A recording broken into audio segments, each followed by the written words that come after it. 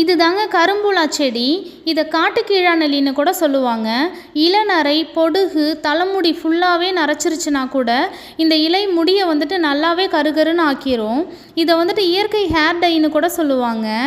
இதை ஏன் வந்துட்டு காட்டுக்கீழாநெல்லின்னு சொல்கிறாங்கன்னா, கீழாநெல்லி இலைக்கு பின்னாடி வந்துட்டு நல்லா மணிமணியாக காய் வச்சுருக்கும்.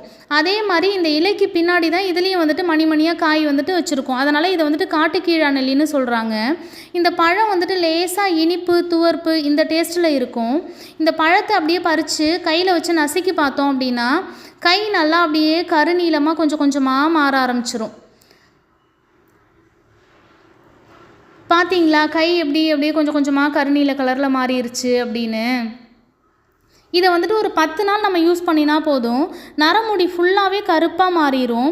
இந்த இலை, பழம் இதெல்லாம் சாறு எடுத்து எண்ணெயில் கலந்து தடவுனாலும் இல்லைனா அப்படியே எண்ணெயில் போட்டு பாயில் பண்ணி வடிகட்டி யூஸ் பண்ணாலும் நல்லாயிருக்கும். இந்த செடி இப்போ தான் காய் வைக்க ஆரம்பிச்சிருக்கு. இதெல்லாம் நல்லா பழுத்ததும் எண்ணெய் எப்படி காய்ச்சறதுன்னு நம்ம லைவாகவே செஞ்சு பார்த்துடலாம்.